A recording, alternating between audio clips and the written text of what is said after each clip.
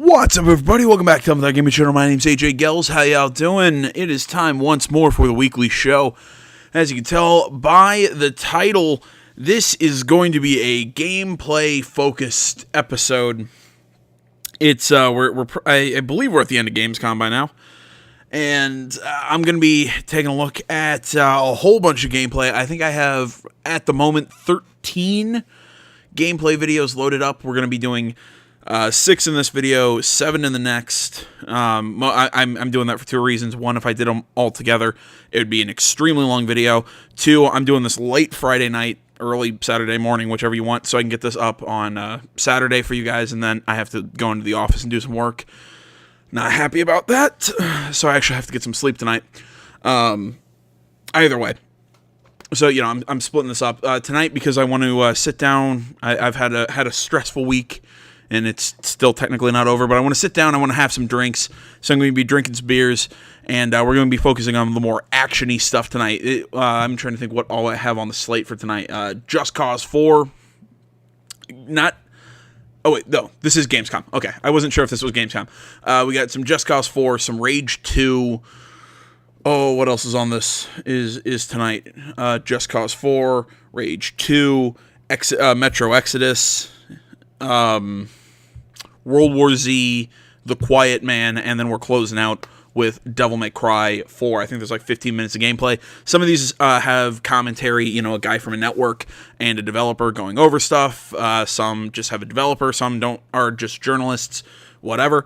I don't know. Gonna hopefully sit down, have some fun. If you aren't interested in any of the videos, in the description will be timestamps so you can skip around, as well as links to any of the videos so you can go visit them on your own time without me yakking over it. Other than that, just 2 quick pieces of housekeeping about the channel and my various other activities to do with gaming. As my cat's running around like a psychopath right now, it's freaking me out. It's like he's doing crack. Let's see. One, I'm putting an end to my Kingdom Come Deliverance. Fuck was that? I just saw like movement out of my eye. Like my cat jumped into the wall. It was really weird.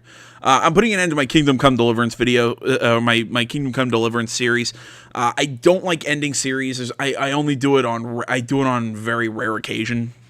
It's just every time I pick the game back up to play, I just can't get back into it. I'm not really enjoying it. I don't think I'm putting in good work, or I'm doing stuff that people would enjoy seeing. If anybody goes back and watches those and says, hey, I'd like to see this continue, I'll pick it back up for you guys. But until then, that series, we're going to be calling that one closed. Especially with all the new stuff that's coming out that's a lot bigger and whatnot. Sorry for the weird cut. Cat was doing something where I couldn't see him that I knocked over the trash. Just once. I want to get through a video without that thing freaking out. Alright, well, I've talked enough. Oh, wait, there was another piece of housekeeping. I'm sorry. I'm keep yakking. Last little bit, I'm going to start posting reviews and articles again over on the website. Link in the description with all the social media. I should have articles for just about every bit of gameplay that we're seeing here. I'm going to be doing write-ups for those, so go check that out. And I've also just finished a vampire review. I know maybe not the best/newest thing that I've completed recently. It's just the words came to me, kind of broke me out of my writer's block. So that review is going to be should be posted around the time that this video goes live. But I'm going to be really trying to do better this year with uploading my written content. So if you're interested in that stuff, go to the website linked in the description. All right, now enough yakking. Let's get into this. Hello, I'm Omar Shakir, the narrative director at Avalanche Studios New York, working on Just Cause 4.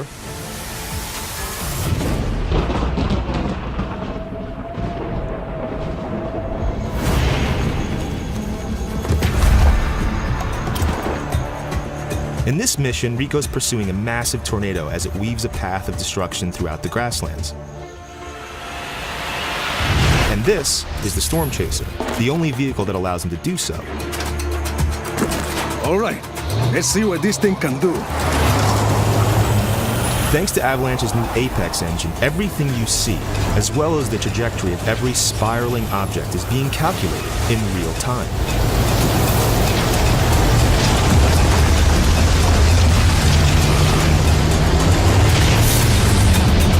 All right.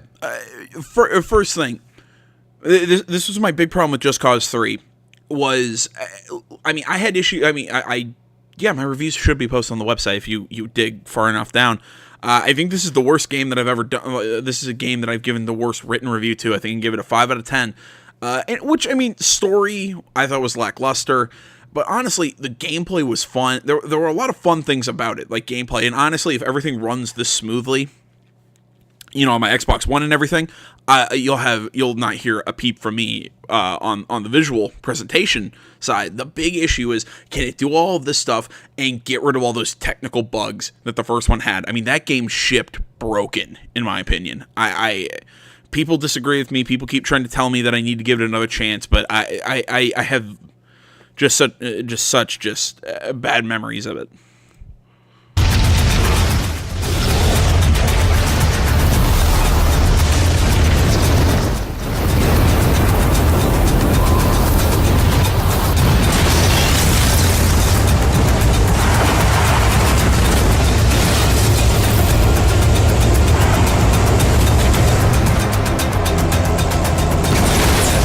We gotta get an answer as to why Rico is chasing this tornado.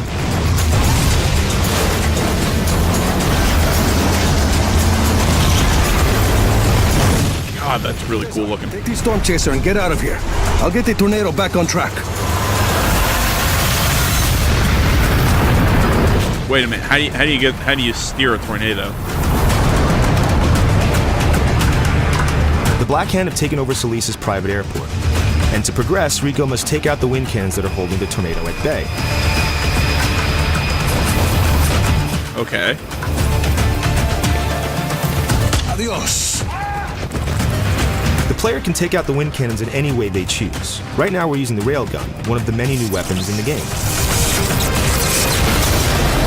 And all these new weapons have a secondary fire option. So in this case, the railgun can shoot a powerful beam of energy, and it can also deploy a drone that will fight alongside Rico. You can even use this drone as a grapple point to propel yourself into the air.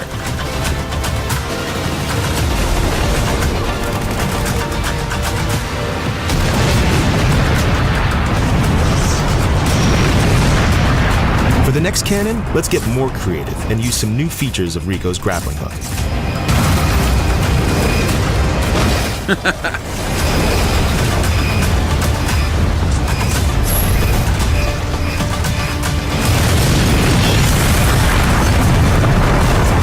That's all we're going to show today. It's just a small glimpse of what to expect in Just Cause 4. And there's plenty more to come when you play yourself on December 4th. All right, so I know that was a super small segment of the game, but again, if we get delivered that, I'm all for this game. I mean, I had some trepidation when we first heard about Just Cause 4, just because, again, of my that I really didn't like Just Cause 3. But I mean, god damn, that looks cool. I mean, I love the destruction. I mean, traversal in that game was so much fun. But just breaking stuff was so much fun. Those finding those creative ways to do things. I'm still trying to figure out, because I don't know a lot about this game. Like, has stuff been talked about as to what's going on with the tornado and the weather and all of this? Because it really seems like they're pushing this. I mean, weather effect, like doing like these massive weather things in a Just Cause game makes perfect sense. I mean, seeing how much this game has always kind of pushed its what's the word? Has always kind of pushed its our destructible environments. So really interested in this again, especially if they can deliver that to us on December 4th. Okay, on to our next bit of gameplay. This is Rage 2, coming by way of Game Informer. So we got some Game Informer people talking over this one. I hate them. I'm gonna be flat out, but the gameplay is really neat, and I think we can see some cool stuff from what I've kind of bopped around in this video, like the first couple minutes. As always, I'm coming into these unseen, just because I always like to give my fresh takes. Also, big thanks to Samori Roden, by the way. big time, one of my early subscribers, one of my most consistent subscribers. Follows me on Twitter. We chat all the time, which I will always also be happy to chat with anybody else. Hell of a guy, helped me aggregate a whole lot of this stuff. So big thanks to him. Just wanted to throw that out there. Hello, and welcome to another episode of New Gameplay Today. I'm your host, Jeff Cork, joined today by Andrew Reiner. That's awesome. What an introduction! Limbs everywhere! And Leo Vader! I hate these what are we people. looking at, Reiner? This is me playing Rage 2 Uh-huh. at QuakeCon. Oh my Look Lord. at me go! Look at him went. What a dynamo! What Don't a dynamo. spoil it, but are you going to activate overdrive momentarily? In a little bit. How do you activate overdrive? I I'm don't just curious. know. I haven't figured. Okay. Does anybody remember that Doom? When that polygon editor was trying to play Doom and wait, was that the one that he was crying, or no, he really sucked. The polygon one that they were crying was when he was loading the magazine into the gun using the VR headset. He was loading the I'm sorry, that's still funny to me. But no, like, I love these game journalists. Like, well, how do you activate overdrive? Maybe this. And then the guy who said he played it is like, I don't know. We're never really told. Maybe it's the fucking bumpers. Christ. In a little bit. How do you activate overdrive? I don't know. I haven't figured it out at this point. Yeah. There's no cues how to do it. Yeah, unfair. Cheap game. But right now, that's a dash move. So this is kind of a look at IDs. Like, this is developed by id Software. All right, so from what we've seen, I'm getting massive Bulletstorm vibes off this. I mean, I see I don't see much of the original Rage in this. I really don't. And I liked the original Rage, but I don't see a lot in it. I mean, the visual style is so different. I mean, obviously, Rage, came out a while ago on the original not the original 360, came out on the 360. And this is a next-gen game, so it looks different. But the lighting is great. The shooting looks a lot smoother, like they're borrowing a lot more from something like Doom. But what I'm talking about, how I'm seeing a lot of like Bulletstorm in this. It's the health meter, the bullets, the grenades. This you're seeing like a combo meter in a multiplayer. I'm gonna guess that's adding up to be what your overdrive is, which I'm going to assume gives you boosted damage and like fire rates or armor pen, something like that. You're seeing these little abilities. I'm like I said, I'm getting much more remembrance of Doom, which I guess I understand why I see more in Doom. It's id, but yeah, I'm not seeing much of the original Rage in this. I'm seeing more other titles. Software and Avalanche together. And this is kind of id specialty, the gunplay. And bringing that kind of chaos from Doom and Rage 1 into this game developed by Avalanche. And colored smoke. There we go, overdrive. I'm super angry, firing the trigger faster than ever. I hate you so much for that sentence. And you can't see this, but Reiner's legitimately moving a trigger in the air. Yeah, my finger. He's back in the zone. No, like I'm saying, I'm loving the. Thank you, GOG, for telling me that. I'm loving the color palette, how it's kind of doing this pink purple sort of thing. I'm liking the creation of the enemies. That was something that I think the original Rage did well. I liked the different kinds of enemies that were in the game.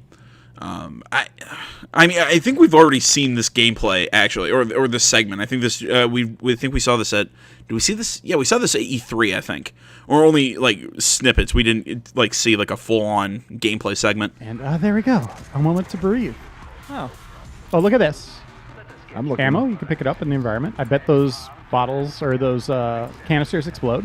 Wait a minute, is that Dr. Kvasser? I'm looking around like, oh, canisters explode. Yeah, that's Dr. Kvasser. That was the dude in the who was in that weird like wow. not robot you suit. surprised by He was in anything, that or was it pretty much what like you moving Those metal are the arm in stairs. that. Why did they put cardboard on them? That is pretty surprising. They're You wouldn't expect to see dancing. that there. Oh, look at this. What is all this crap? Ah, Crafting looks like you're materials. crafting again. Explosives. Wow. No fall damage, at least from that height. Confirmed. And look, watch this.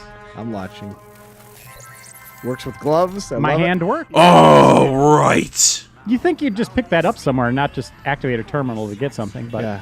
whatever. What the hell?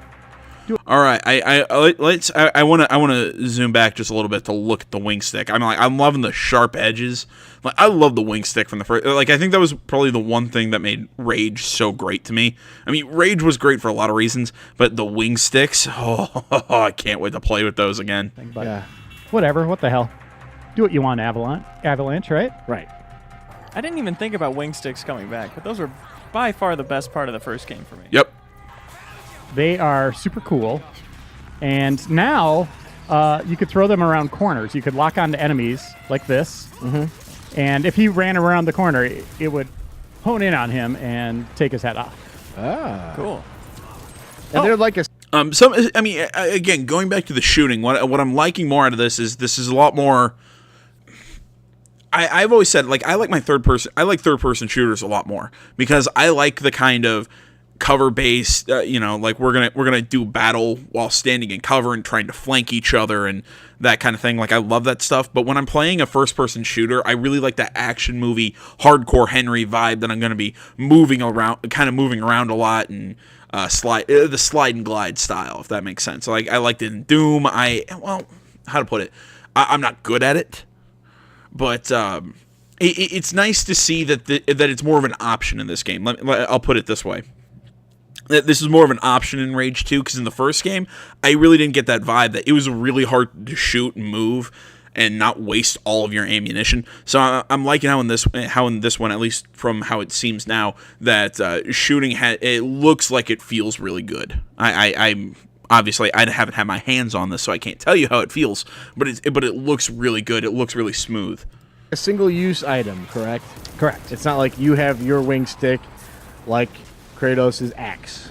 Right. You, you get more of them as you go on, ammo and all that stuff. Yeah. Have you tried the Pizza Hut wing sticks, by the way? Oh, man. So good. Delicious. Oh, I hate these guys. You gotta bite on the right end. Right, exactly. So if at any point in this video I appear to be struggling, Oh, it's because I saw a vision of something unbelievable. Really? You won't believe it. As I was doing the tutorial, I saw some trash okay. on the ground. And in this world? I looked at it, kind of like that stuff there in front of us. Uh-huh. But there's a big pile of it, Yeah. and in the middle of it, like a diamond in the rough. Oh, wait a minute. Yeah. Where the fuck's my mouse? It was a Okay, I want to jump back. Or watch this, the enemy. like a diamond in the I rough. love Between that. his legs, by the way, that was super cool. In the middle of it was a It gives the enemies a little bit more of a personality. Like, I'm getting like this is very Mad Max-ish. beer bottle standing perfectly upside down. Huh. I could not shake that vision Yeah. at all. What does it mean? I don't know. Is it a message? I hope that remains into the final game. I'm sure Avalanche and id might be watching this. Probably not. But if they do, and they see that is totally a graphical mistake. But they should make it an achievement if you shoot it or something. Yes. Or flip it back over Oh, yeah, that'd be good. using your abilities. So, do you opening a door, I got a shotgun. What is the thing that you were doing in this mission? Just moving from point to point? Okay. Again, something else to take a look at. I like how we're getting a weapon wheel this time.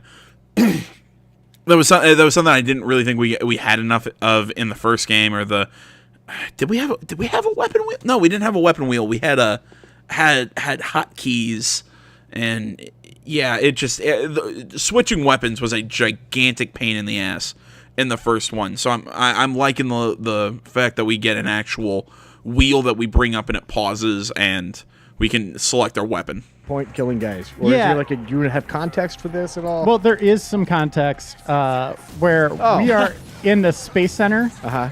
We need to call down the I love how he's just Eco-15 just like lifting them up. It's like a orbit. Tarantino film. Dr. Kazavan, I think his name is. Kvasir. He has it's almost like he's petting a white cat. He's In their defense, I played Rage 1 fairly recently, so. this super weird old guy, but he's petting a severed hand. Oh, yuck. So weird. Awesome. So weird. So is this basically like a different part of the same mission they showed at E3? This is the same one. The same Yeah. one. Okay. But You're we haven't touching shown it. this. You haven't seen this online yet, supposedly. So, Ah. new gameplay today. You haven't seen it played like this. Oh, look at that. I am. The oh, colors here's hurt my here's eyes a color little bit, choice. though. Up or down? Down. Like, I like them, but And I paused for a second. I'm like, wait. Let me get kicked real quick. Yeah. I liked how I shot him the first time and his armor just completely disintegrated. I was about to say that. I like that detail. Good armor. Like Magikarp, and I took him out. Thought about shooting that. Those guys were taking a leak together. Crossing Nice. the streams, as they call it. Oh, God. this game truly has Yeah, it don't all. do that in Ghostbusters. And I was like, wow, look at these guys. Oh. Nope. I kind of like doing new gameplay today this way. Yeah? Less stressful, and I can kind of do color commentary on my own playthrough. You go, what was this guy thinking? Past me. So these are the How I've Goon grown. Squad, by the way. All right. They're a faction, one of like 5 factions that we know about in the world. There are the Abaddon mutants. They have like, I mean, mutations like you would expect, but they can even grow super large like the Hulk. Oh, okay. Poor guy. Oh, Oh, I love that. Hello.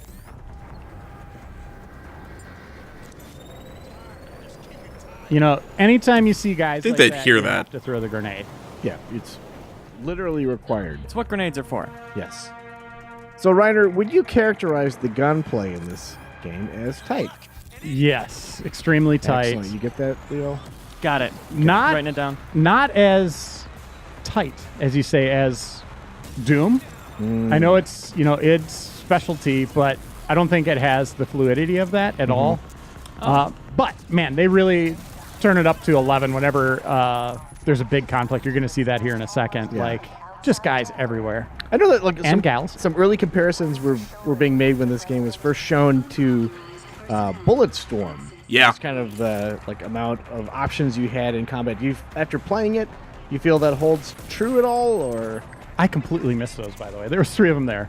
A little bit in Yeah. that everyone you're going against in this instance is okay? Geez, I get it, Reiner. It's I great. tried to kill it. It doesn't work. Yeah. Everyone you're going against here is a regular, human, decked out in clown paints and stuff like that.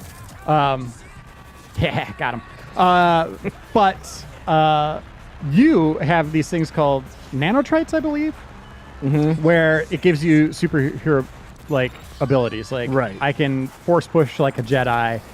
That big Leap jump. 20 feet in the air and drop down. I might do some of that here. Yeah. Unless I Oh, it seems like a completely- perfect place for Oh, there's it. just guys everywhere, though. See, Oh, they're okay. everywhere. Down on D-pad is heal. Are we teleporting? I tried to jump. There's force push. And I got Oh. over. But there, boom. Love it. There's the ground slam. And now I'm just pulling that trigger fast again. Yeah.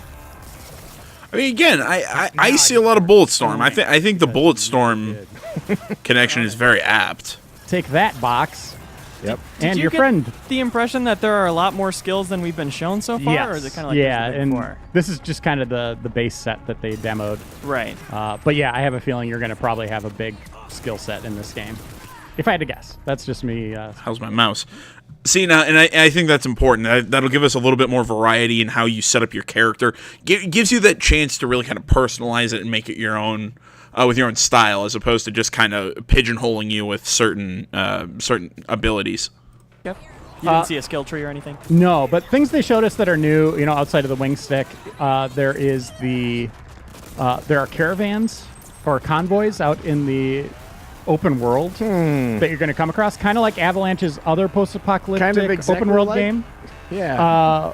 where you'll see the dust getting kicked up at a great distance. You go over there, but these will play out more like boss battles.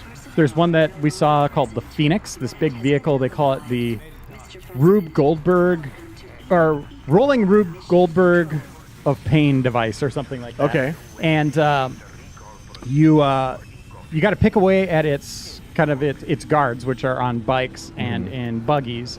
And you have a side swipe maneuver where you can just kind of jolt to the left or right to take out guys on bikes. But then you have mounted machine guns on your car to take out the cars or the buggies. And then the the Phoenix is dropping these electrical tripwires, which look really cool, and you could shoot those or steer out of the way of them.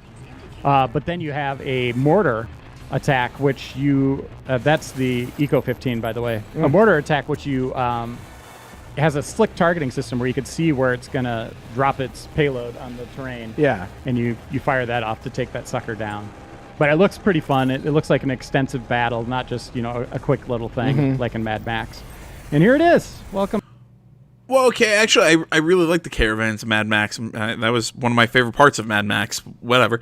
But no, I think what we're seeing a lot out of Rage is that this game seems to have almost fused bits and pieces of a lot of different games. I'm like, you can kind of see a little bit of Doom. I see a lot of Bulletstorm, but granted, again, I have not played it. And there's Bulletstorm from stuff that I've heard this game has. You're seeing some Mad Max. You're seeing a lot of different things of a lot of different titles in this, and it makes me really excited for this game. Come to Earth. Watch this. I'm going to watch this. What are the odds of this happening, by the way? 100% probably. Whoa, and it happened to say Rage 2 on it. I know. Of all the concrete on the ground, I got the one that had the logo on it. Very interesting. I was looking around the room. Yeah. You guys seeing this? That's amazing. But nobody seemed to care. A physics sandbox or anything. Yeah, absolutely. You play it your way. Well, Ryder, thanks for showing off Rage 2. You bet, man. Hope you enjoyed it. All right, well, let's a little bit of a look at Rage. I'm, again, super stoked. As with most of the games we're going to be looking at, like I said, I wanted to look at like a lot of the action-y ones right now. I'm super pumped for this. As soon as I heard that Rage 2 was happening, I got super excited. And now the more and more I see of it, I'm just like, I'm in. Let's go. All right, I'm going to switch over to the next video, and I'm also going to refill my beverage. All right, I got my refill, getting ready for our next video. This is the Quiet Man single sitting story, whatever. This is that game that was shown at the Square Enix showcase at E3 this year. Really interesting title from what I've seen. Apparently, it's a fairly short game. I think the price is going to reflect that, so it's not going to be like a full $60 release, and it's like an hour-long game. I say hour. I think the story I've heard was like 3, but whatever. But apparently, you play as a... No, is he deaf mute, or is he just mute? I think he's just mute. But you play as a mute. You're like an enforcer. For a crime family, I believe, and it's a combat focused action game. Really interested me. Just the little teaser we got at E3. I love that we're getting more and more out of this. This is from IGN. I think this is a commentator along with a developer, and let's get into it.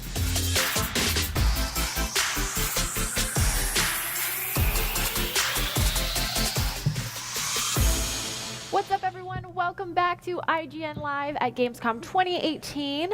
I have just part of the team behind the upcoming game, The Quiet Man, with me, and we're going to talk about that game.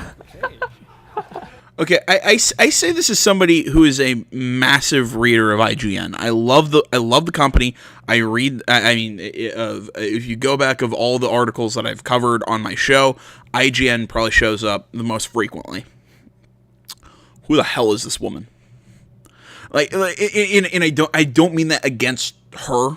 That makes it sound like I'm slamming. Like, well, what gives her the right to comment? That's not what I'm talking about. What I'm talking about is almost everyone that I know that was at IGN when I really started getting into this stuff, or really started getting to know my commentators, like more like beyond just IGN as a company, but like the individual writers and their opinions. I mean, like, my guys, were the first two big ones for me were Greg Miller and Colin Moriarty. They're gone. I mean, Scoville and Altano. I mean, I nothing against them, but I don't fully trust their game takes. I think Sleeve is still there, although I've heard he's going to leave. McCaffrey and Hatfield and Damon Hatfield are still there. I think so's... I can't remember his last name. Justin... he's with Damon on GameScoop. But man, almost all of the people that would be showing up to these big conferences, I just don't see anymore. it's so weird. I know I'm taking time out of a thing that's about video games to talk about just random crap, but that's weird to me. So what can you tell me about it? Wow. Wow. I know that is very broad, but let's start very broad. Like, what is the sort of idea of it? Okay, The Quiet Man is okay. This is a game from Square Enix, but it is such an indie-minded. Yeah. It's very short, compact, and How long? Like, how short is well, it?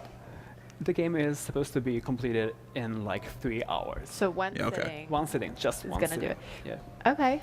Yeah. And what else? So Okay, this is, I think, probably the most interesting thing about it. As far as I can tell, it's live action cutscenes. That's something you just don't see anymore.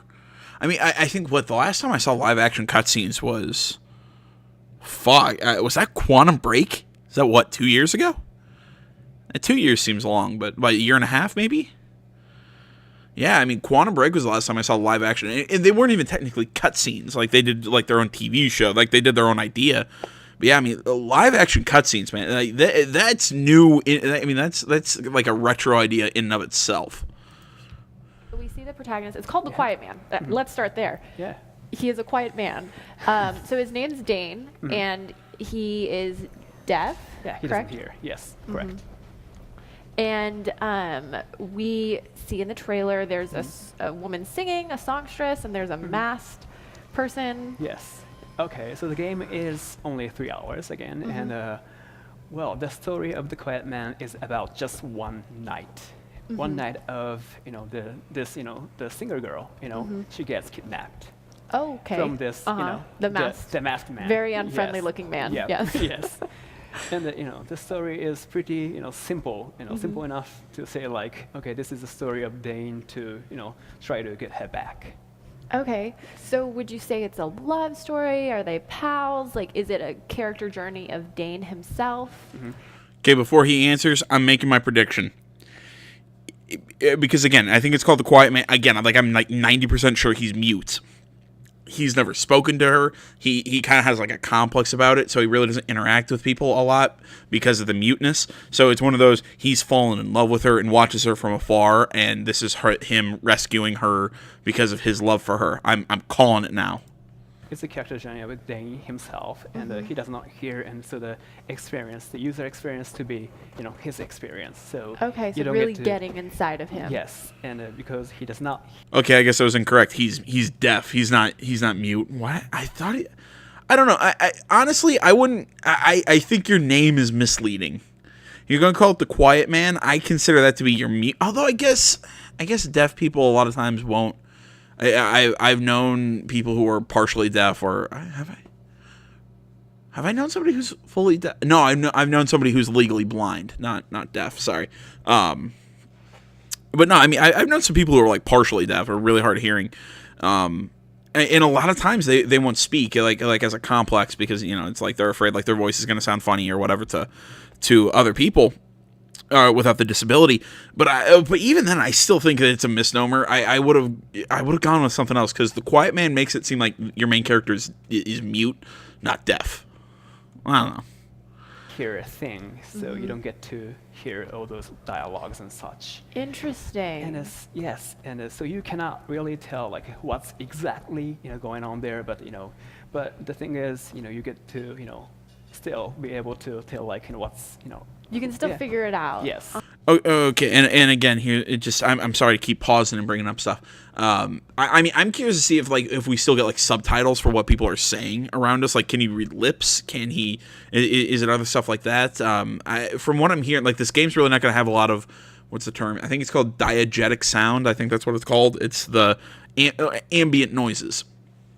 But from what I've heard, from what I've read, and like of the little bit of stuff that we know about this game, like when you're in combat, like you're punching, you get kind of like a thwack sound, but it's really weird. It's like it's more of a feeling more than a hearing. It sounds really interesting, and I'm pumped for.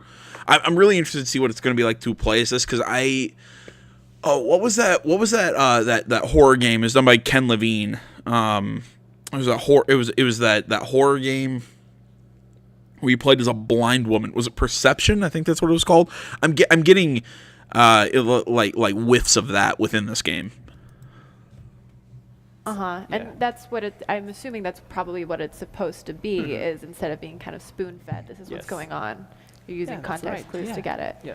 So what's the use of silence? I know the E3 reveal, if you want to call it trailer, there was a lot of use of silence, which I found it was really jarring, but I really, it immersed me into that experience. Okay. Is there a use of silence in the game?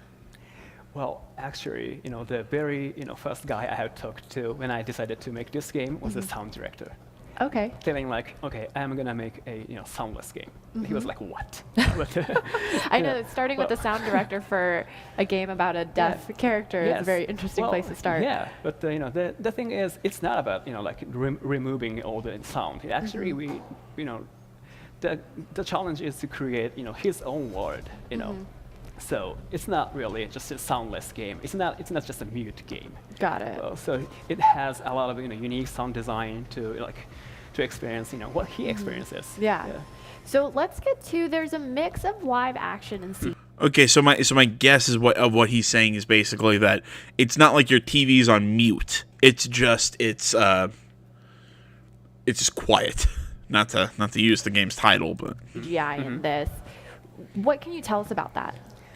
Okay, well, The Quiet Man, this game is to be very much like watching the movie. It's, I would say this game is a interactive cinema experience with some of the action element playable part to be to be added to it. Yeah. So, yeah. Well, I mean that makes sense then that the length of the game is kind of the length of a longer movie. Yes. Right. So are there any other elements of film that you've injected into the game? Yeah, there are some additional pieces. It's definitely a kind of group effort amongst the live action team and the game team, and obviously realizing Kensei's vision of the overlap there. So some other aspects other than just some of the storytelling in between game portions is actually live action injected within the game portions as well to sort of let you channel what Dane is experiencing and what your goals might be. So there's a lot of coordination that we had to do to try to keep the experience cinematic and communicate to the player so it's a fun game but doesn't leave that kind of experience. Well, I can't wait to get inside of Dane's head and really get into this experience. Thank you so much for joining us. Stay tuned for more. use the word experience a lot there at the end. I mean, I hate interviews like this. I get it's a short interview, so I mean, we're not going to get in super into a whole hell of a lot of depth. But I have I'm going to kind of critique her interview skills mixed with the interview itself. This is something that I have a big problem with. Anybody who's watched me long enough to see me do conventions knows how much I hate this developer / interviewers. They invite people up to do a 10-minute interview and don't talk about anything. They dance around and they dab on the outside of the topics. Get into the meat of the game. Kind of dive into what's the story about. What can you tell us beyond? Well, you play as a deaf man named Dane. Okay, what else? Interview done in 2 seconds. Ask what's the combat? Is it more free form? Is it how to put it? Is it more free form, kind of like button mat, kind of like a button mat, kind of like a hack and slash with fists, kind of thing, or is it how in depth does the combat go? Is it just simple button tapping? One is left, right, or is it more of involved? I'm trying to think how to form this question. But it's kind of is it kind of like I said, like a hack and slash, I just press one button and I just keep chaining attacks? Or is it do different buttons, do different kinds of attacks? Is there light, strong? Am I doing blocking, countering, parrying, that sort of stuff? What kind of combat system are we expecting to see? I think right from the start, the interview skills from her were weak. This is just me. I won't nerd you out too much with this. This is me as a journalism major. It's just right from the start, I think she went in with the questions she wants to ask, and again, it kind of ties in with these kind of interviews. If anybody remembers, I think it was PSX last year when we saw they did that Last of Us panel. That panel sucked. It was like an hour, or the Ghost of Tsushima panel, I think, was even worse. I mean, because it was like an hour, and they didn't talk about jack crap to do with the game. It was all about the trailer and the development process. There's nothing about the actual game in it. And I know I'm rambling about this crap. It really irritates me, and I'm also a little buzzed. So that'll happen. All right, on to the next one. All right, another video by IGN. This one's about twice the length of the last one. This is World War Z gameplay. I don't know much about this game other than, well, I mean, obviously it's a zombie game, but I really don't know much about this, so this is kind of my first time really seeing it. This is like the last one. I know that there's a presenter with a developer. Let's hop in. Welcome back to IGN Live at Gamescom 2018. I'm James Duggan, and joining me is Oliver Hullis-Like of Saber Interactive. We're going to be discussing World War Z. There's been a resurgence recently of cooperative zombie shooters, one of my favorite genres going all the way back to the early 2000s. What, in your mind, sets World War Z apart? When we approached the game, the first thing we saw is... All right, so right from the start, this is Left 4 Dead. A little less cartoony, also in third person. This is Left 4 Dead. That movie, you know, it's iconic. Those images of swarming zombies just raining down over the cities, flipping buses, climbing up over the wall in Jerusalem. Okay. Another thing. Iconic? I don't remember World War Z being that popular. I didn't even see it, and I watch most things that involve zombies. I didn't see the film. Was that film a bigger deal than I remember it being? Like somebody feel free to tell me, but that's whatever. It was clear that was perfect for a game, so we wanted to create technology that would allow us to recreate that. As you can see on the screen now, I'll say over 500 zombies pouring down, all trying to eat you alive. So those swarms for us are kind of the main feature of this game, what sets us apart. And I'm looking at the HUD and the ammo counter, and I'm seeing that we don't have thousands upon thousands of rounds at our disposal, or at least that's not what we're seeing. How are you dealing with these zombies? What is it? What are the arsenal choices? And you know, how am I dealing with 500 zombies with like an Uzi? Well, each level has these unique encounters, so every level has a different one. And swarm encounters like that, you're going to find yourself in a defense zone. So you're going to start looking for these special crates which have defense kits in. And they could be anything from a 50 caliber machine gun to a mortar kit or an electrified fence. Every time you turn up, you're not going to know what to expect. You grab whatever resources you can, plug them in, and get ready to fight.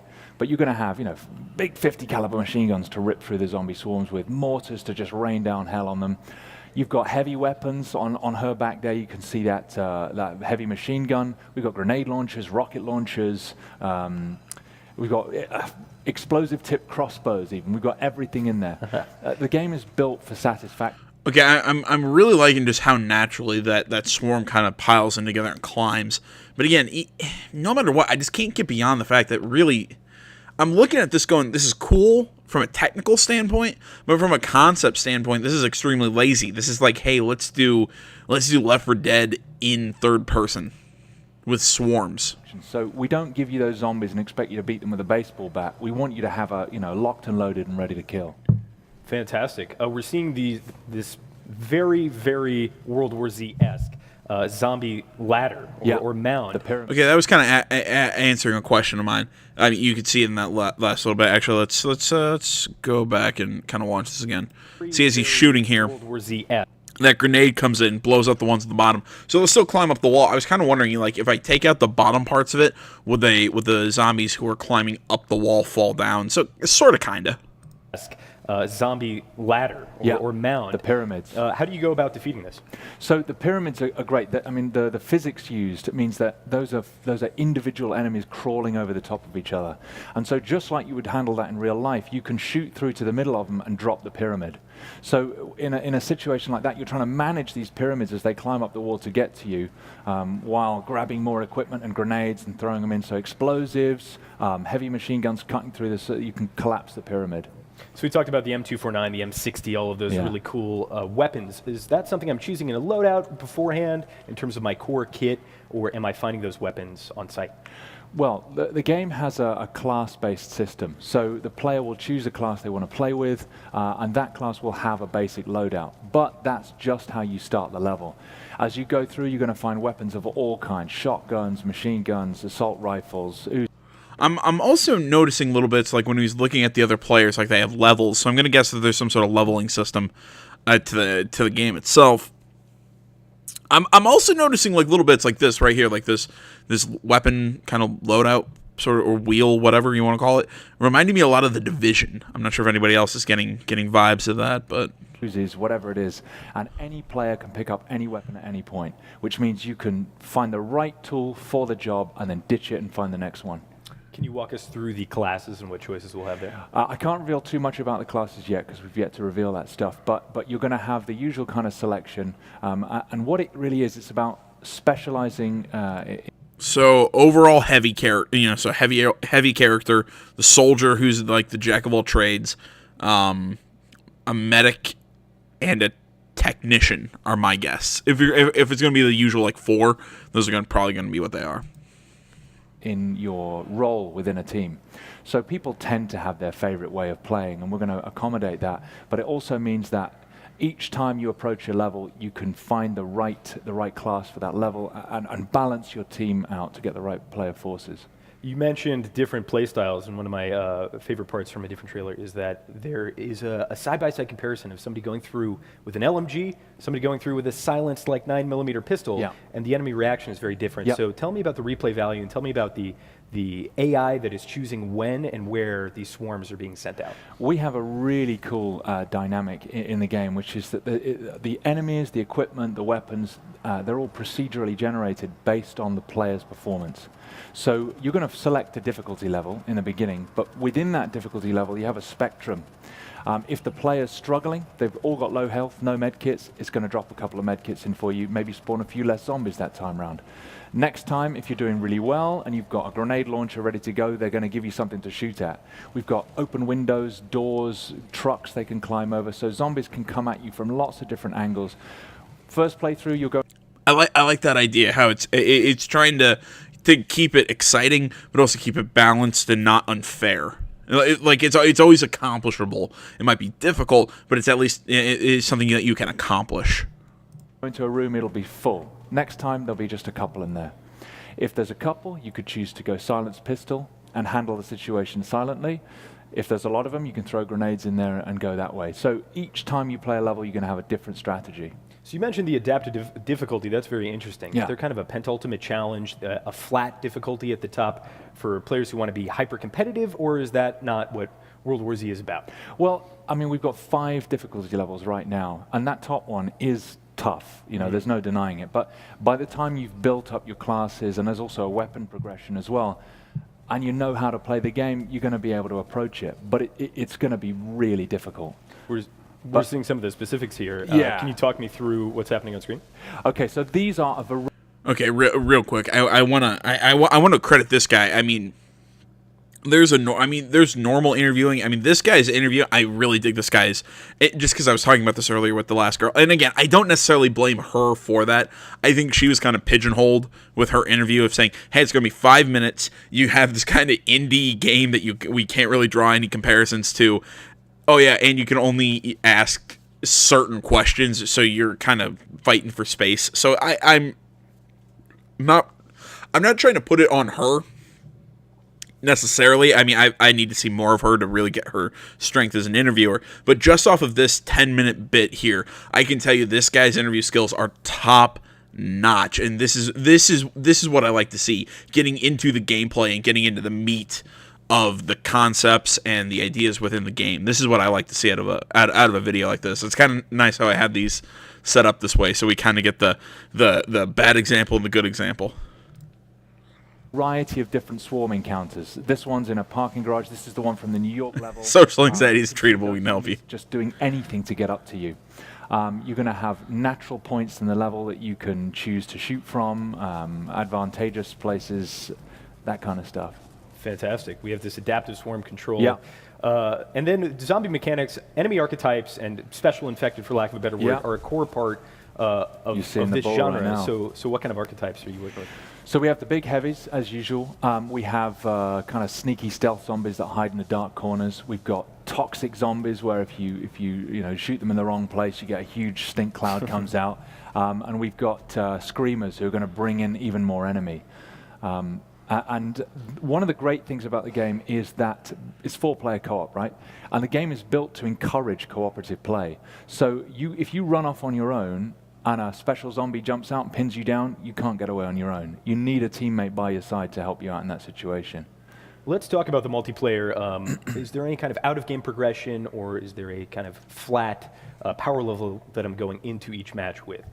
So rather than power level or kind of character levels, it's about how far you've progressed with a particular class. So as you build up experience by playing with that class, you can use that experience to unlock a skill tree. It's a very varied skill tree. So again, specializing how you want to play. That class system is transferable to any character in any episode. So you can hop between the episodes without losing your progress. Fantastic. Tell me about the characters. World War Z, obviously a very narrative franchise. Yeah. What are we working with in terms of our core cast as well as episodes? So when we thought about the story, we wanted to take it a couple of months into the conflict to start looking at the people who had survived that far. What kind of minds did they have? It's not just about whether they're strong enough physically, it's about whether they have the psychology to see horror after tragedy after horror and still keep going. And so each character has a unique story. We have a fantastic animator making these really classy cinematics for each of them to introduce their story. And their voiceover and dialogue is all reflective of that. You spoke to me about the... Oh, okay. I mean, that's really interesting. I mean, again, I'm gonna kind of hold off of that just because I don't know much about Jack about World War Z's story as a whole. I'm trying to kind of I'm trying to process what he was talking about from the class system. So basically, as far as I understand it from what he said, I'm trying to kind of interpret this and make sure I'm correct here. That it's not like a player level. It's basically like if I'm going to play as like the heavy class, I level up in that class, not with it, not like I'm playing as one class that level carries. I have to play heavy class to gain that level. And then that level stays. If I want to switch over to another class and play with that one for a little bit, then I can go back and keep leveling up that class. And also it even seems that within the class there's even deeper specialization within like you said, like a skill tree that I can then even continue to specialize, or I don't want to say specialize, or that I can continue to I guess specialize is the right word. The further and further that I go. It's a interesting concept. Not something you see out of games like this very often. It's like it's like a less shitty Operation Raccoon City if anybody has played that game. And if you have, I'm sorry. The adaptive challenge, does that confer a sense of replayability? Is this a game that I'll be able to play the same level dozens of times and still find something new? That's the idea. I mean, you can enjoy playing the story campaign from start to finish over all 3 episodes and kind of learn about the world, but then you're going to want to go back into these levels and try them with different strategies. Like I said, that adaptive AI is spawning different weapons in different situations. So, one time you work in, you got the SAW 249. Next time you've just got a couple of shotguns. Can you handle it? So each time is going to feel different. Really cool. There's some non-combat things going on that are equally important, I think, as the weapons, like health supplies. Yeah. What kind of cool, maybe grenades or deployables are we working with in World War Z? We've got some cool stuff. There's a supply bag which you can drop, which gives every player the opportunity to pick up some explosive ammo. We've got stim guns, which means you can boost each other's health. We got tasers. We got all kinds of stuff in there. You sound like Hudson from Aliens when he's running down the arsenal. Tell me about the various environments that we'll be playing through. Well, in our 3 episodes, we've got New York City, we've got Moscow, and we've got Jerusalem. So first of all, you've got 3 different climates. Moscow, you're going to see the kind of deep frozen snow.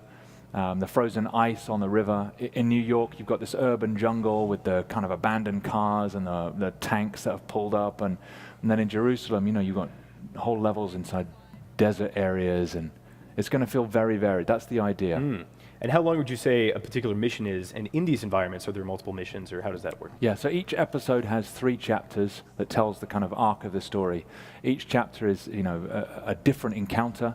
And over the 3 episodes, you're looking at 9 levels at the moment. And we're even considering potentially adding more content to the release.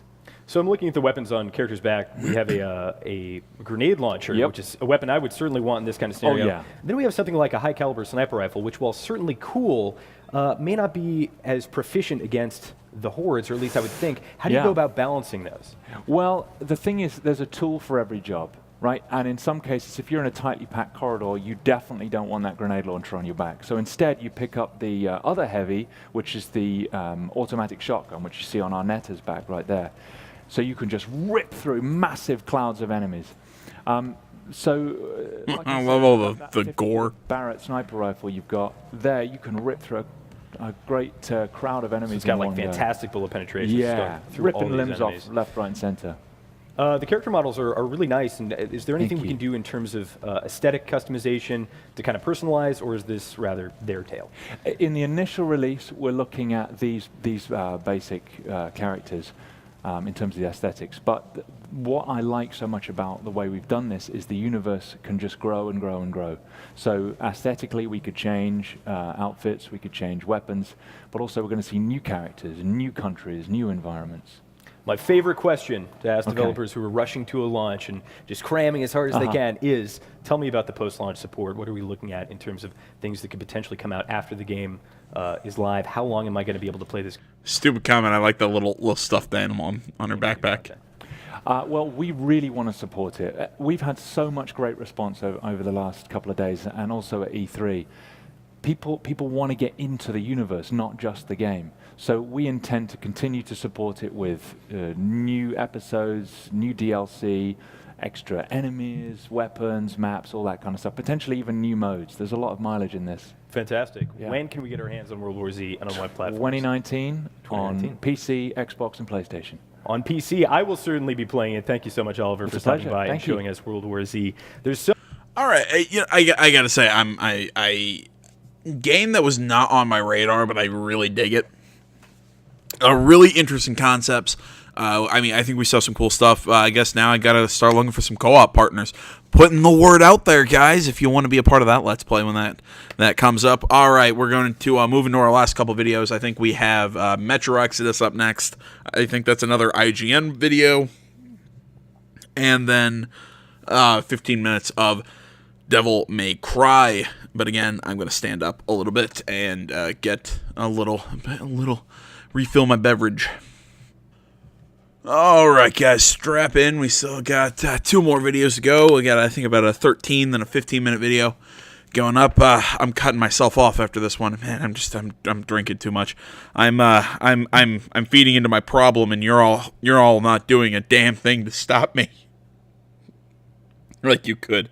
All right, let's get into this. This is Metro Exodus gameplay.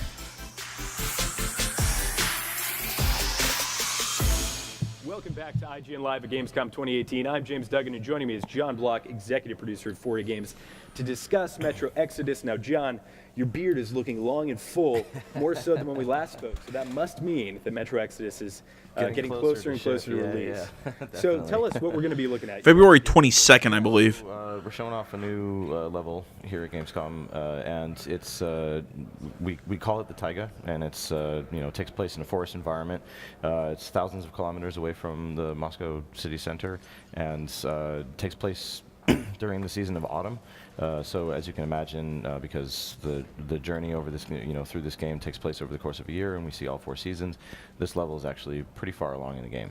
That's exciting. So previously Metro, obviously the core of the franchise is underground, subterranean, but now we're venturing out into Russia, and you've chosen seasons to articulate that. So are we going to be seeing the same environments in different seasons, or is it just going to kind of time-wise move along in terms of seasons as we're playing?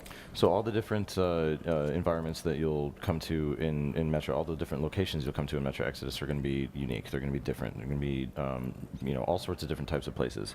And when you arrive at these places, it's going to be a different season because it's a long train journey. It takes a long time to travel across Russia by train,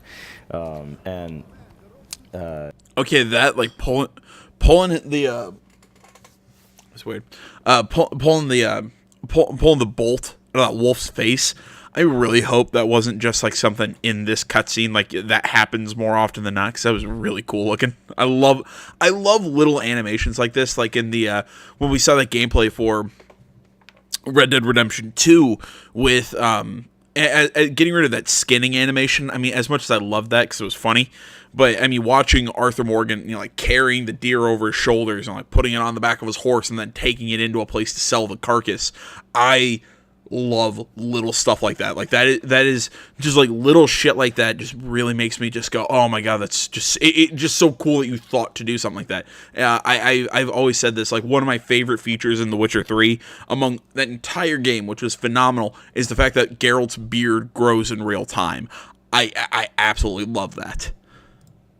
So each environment's unique, and the environment is in that season at the time. And this one being autumn, you get to go around in the forest environment. You see all these new colors and trees, and the sun's out and things like that. They're very unique new experiences. For Metro, for the Metro series, where in the past. I mean, we get to see that him. Like turning over the body to pick up the stuff. I mean, you were seeing the watch, the compass, and everything. I mean, a lot of this stuff is, it's very Metro, very classic Metro. I've not gotten a full answer on this question. Maybe he's about to say this, and of course, that I always step on my foot when I do stuff like this. But I'm curious: is the game open world? Or is it like pseudo open world? Like, because I've heard word that we're dealing with different factions and like our relationship with the factions, and like I'm curious like how open this title is. It was all nuclear winter, cold, covered in snow and ice and everything. So it's really been a. Oh, that's horrifying. Cool addition, I think, to the series, to bring in all these different seasons where we can show different sides of what life was like, in post-apocalyptic Russia. So a core pillar of the Metro franchise is, of course, the very creative weaponry, some of it being cobbled together, some of it being pre-war, and that stuff is generally more valuable. Here we're seeing a crossbow, and you told me before the interview that we've seen a pneumatic crossbow, and I definitely remember the ball-bearing weapon, but this one is a traditional crossbow. What can this do in terms of its variants? Can I shoot different bolts? What does it mean in terms of gameplay? Yeah, so this is the Helsing. It's a weapon. The Helsing. Before. That's a giant snake. Various different configurations. I don't like that. Bolts, usually by pneumatic, actuators. Yeah, and this time, you're seeing in this footage here, it's actually fired by a bow. There's different upgrades that you can get to change how it fires. Ooh, I like this. They'll fire regular bolts and explosive tip bolts, which we showed off for the first time in the E3 announce trailer last year. And in the E3 demo that I played, I came up against some fanatics in kind of a church environment, and I was fighting them in very conventional. All right, real quick before they keep going. That I like that customizable. Like, can you customize your weapon on the fly, but at the same time, it's you can't obviously like you can't do that crap like mid combat. You kind of have to you have to be quick about it if there's enemies around you. I like it. I like this style. I can't think of other games off the top of my head. Like I said, I'm a little under the influence right now. I can't think of games off the top of my head that do stuff like this, but I really love that mechanic idea, and I think it really fits within Metro. It's like the presenter was talking about. This game has a lot of that stuff with the kind of like cobbled together weapons, and I think there's always been like a lot of creativity within the Metro franchise, and I'm glad to see that we're seeing more and more stuff with that in this game. Stealth/loud Metro sense. And at some point they surrendered, and I didn't know what to make of it. I just kept shooting because I was like, I've never seen this happen before. Is this some kind of trick? But it's not. And that actually affected how they reacted to me in the future. So what do those moral decisions mean in terms of the weight of the story? Something that's always been really important to us when making Metro games is immersion, atmosphere, making the player feel like they're actually stepping into the shoes of Artyom and playing as him and developing his personality and determining who he is, what kind of person he is, based on the actions of the player. So that's something that's been a staple of the series. It's like a double-barrel shotgun pistol. It's definitely returning this time, and this time around we're actually going to have a lot more opportunities to see how the world and the story reacts to player actions and potentially changes based on what the player does and how the player interacts with people. Players are going to come across all different types of people on this journey, different societies, different factions, different random groups of people. Not all of them will be friendly, but not all of them will be purely evil. So the player has to kind of decide how they're going to interact with them. What about the enemies we're fighting right now? What faction is this? So these are, we call them the Children of the Forest, and they've basically been at this, this is like almost like a summer camp location. When everything blew up, they kind of, they were here. Nobody ever came to get them. So they kind of grew up here, and they've kind of made a home for themselves at this camp. Are they a bit xenophobic, a little bit hostile? That's why we're... in general, you're coming into their territory, right? So, sure. They're like, who is this guy? And then this is a night forest environment. We have very different enemies that we're about to see. Talk me through some of the non-human enemies that we'll be fighting in Metro Exodus. Sure. I mean, in general, so this is actually the same environment. This is just at night. There's a full day-night cycle that the player can actually rest to change, and that will change. The types of encounters that the player can have, or the strategies that they can use in order to... Holy shit, that's cool. Just like those wolves coming out of like fucking nowhere. I like the goggles again. It's like I liked wearing the masks in the first two Metros. I really like those segments. I don't know why I liked it so much. It was just it was something neat, a little different, but. Okay, so what he's saying is making me think that there is a little bit more of a player choice in gameplay, making me think that the environments are still going to be a little bit more open than they were in previous ones. I mean, all in all, Metro is a fairly open franchise for linear FPS, but I think this one's going to expand on that even more, but it's going to be kind of that multiple sandbox locations where, as far as this is kind of my guess from what we've seen, everything I've heard, it's going to be like, okay, we're in this section now, and then we're going to get on the train and leave that one forever and go to a new sandbox section. Then we're going to play around in this one, get back on the train, go somewhere else. And that's going to be how we progress through the story in the world. Situations. So right here, the player we just got attacked by some mutant wolves. There's some other animals running around the area. It's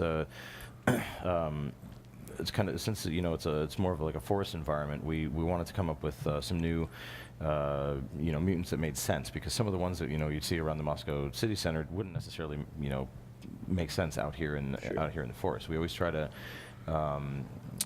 everything needs to fit and make sense and be realistic when we're creating different content. And so like all this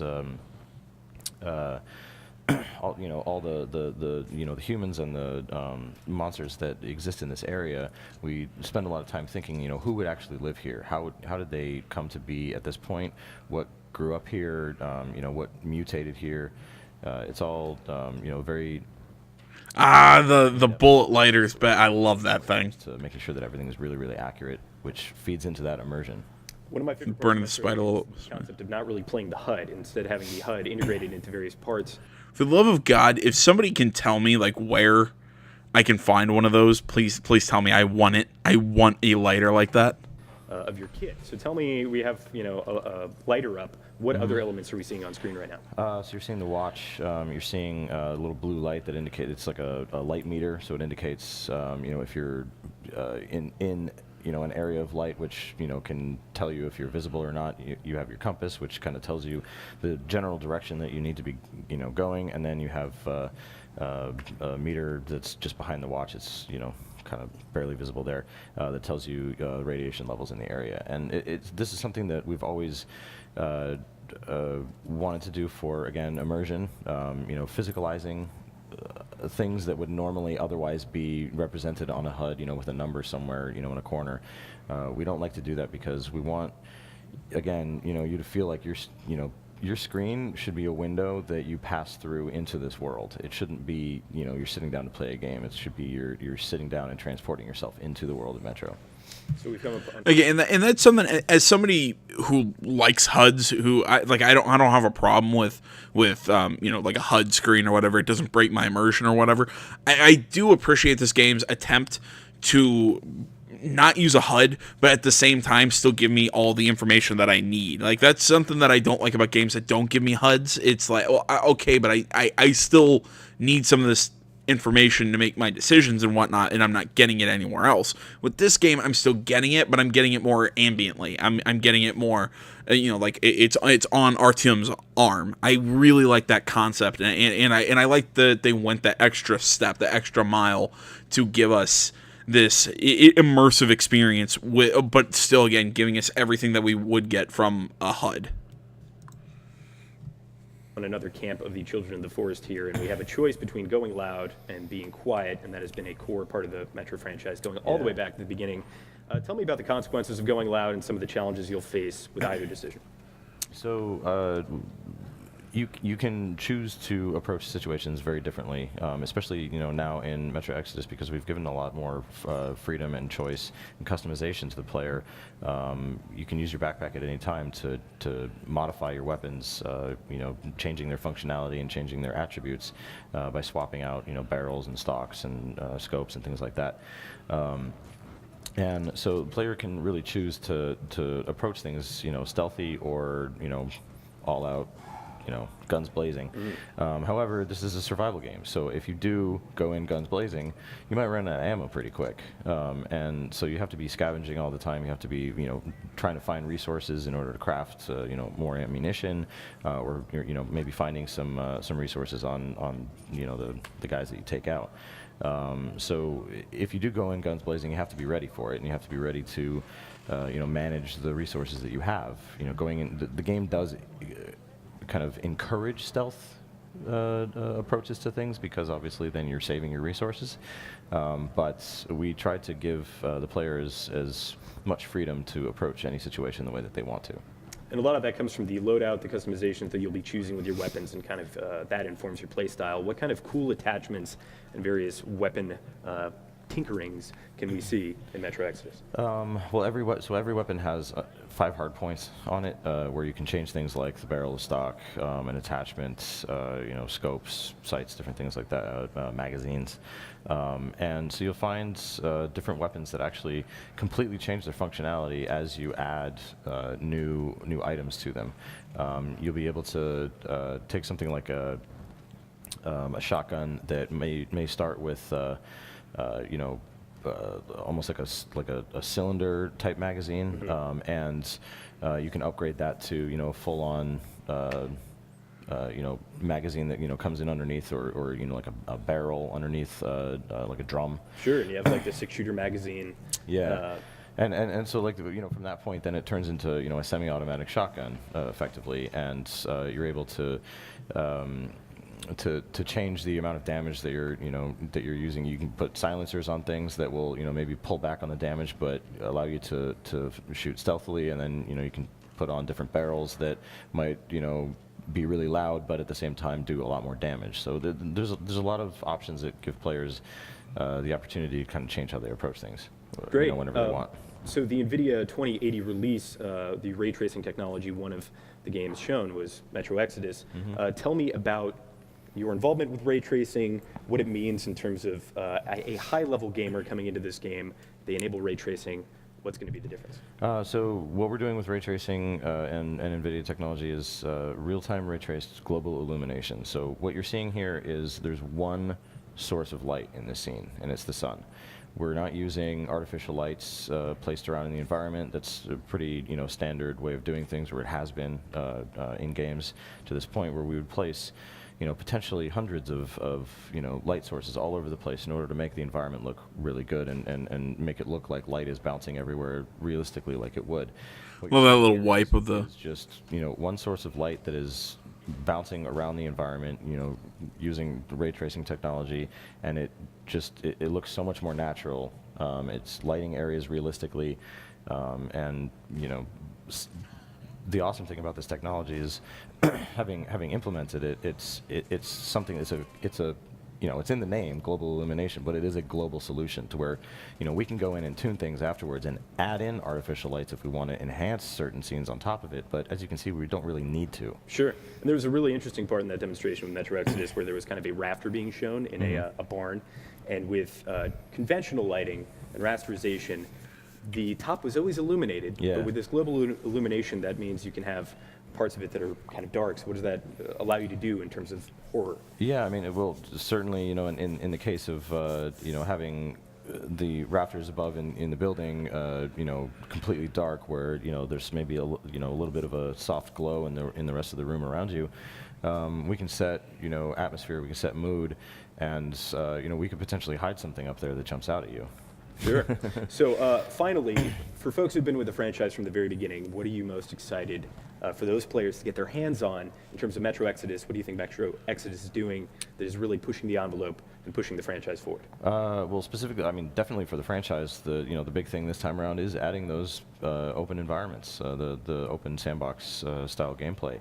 It's something that's very new to the series. The past two games were very linear in design and structure, and this time, giving the player a lot more freedom and a lot more opportunity to explore the world and really immerse themselves in the story and in everything that is Metro, and really have an opportunity to. That was cool, shooting into the sun like that. And the quality time. Having to pay attention to stuff like that. I think players are really going to enjoy that. Absolutely, can't wait. Metro Exodus, we can expect it on February 22nd on Xbox One, PS4, and PC. John, thank you so much. Along with what? Crackdown 3 and Anthem, I think. I'm really liking the customization options we're getting. The idea, kind of like the play your way. I'm really interested. I've been interested in Exodus ever since I first saw we were getting a new Metro game, and I'm like, okay, I'm in. I dug the first ones. I came to them extremely late because I played the I can't remember what the Redux version. Yeah, I played Redux on Xbox One. And I was pleasantly surprised. I was thinking, okay, whatever. I'm like, these games I don't remember being received extremely well, and I played them. I'm like, I really enjoyed the titles themselves, and I was really stoked for Metro Exodus as soon as I heard that it was going to be happening. But again, the more and more I see of this, I'm liking the sandbox idea technically, I'd say the first couple of Metro games did still have an open-ish kind of way, and like there was definitely like side paths to explore and whatnot, like if you were willing to look for them and find them. But all in all, I mean, it was a linear game. I mean, there's so much to play with in Metro, and I think they're adding everything, they're enhancing everything. I'm really pumped, and I think this gameplay. It pretty much just shows why. All right. Well, I do have another video set. I was going to do in this one, but I'm really tired. I just checked. It's like 3 in the morning right now. So I'm gonna go to sleep, or I'm gonna edit this, set it to upload, and then go grab some shut eye. Like I said, I gotta head into the office sometime tomorrow to do some work, and I'm gonna try and do that midday / late morning. So I want to say thanks for watching, guys. I will do the Devil May Cry video, or the Devil May Cry footage in another video. I don't know. Maybe I'll go to 3 parts because I have another one that's like 19 minutes and whatever. I mean, just with what I've shown so far, I think this is going to be about an hour-long video of just the gameplay I've showed so far. So, sorry, I'm thinking and talking. I'm thinking about what I need to do and talking to you guys at the same time. I promise I'll stop yakking. Thanks for watching. Facebook, Twitter, the website, minds.com. Links, all that stuff, it can be found down in the description below, along with links to all the videos and timestamps of the videos. Like, comment, not already, please subscribe to the channel. Thank you so much for watching, everybody, and until next time, my name's AJ Gells. This is the Untitled Gaming Channel. I'm out.